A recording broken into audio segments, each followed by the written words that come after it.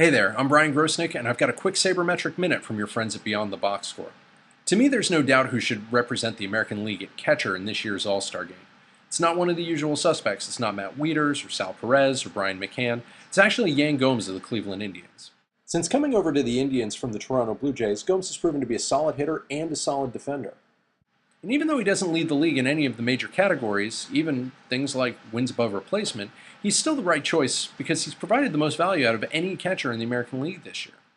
This chart here shows you the Fangraphs wins above replacement for Yan Gomes, Sal Perez, and Derek Norris. And while this measures their offense and most of their defense, it does not measure pitch framing.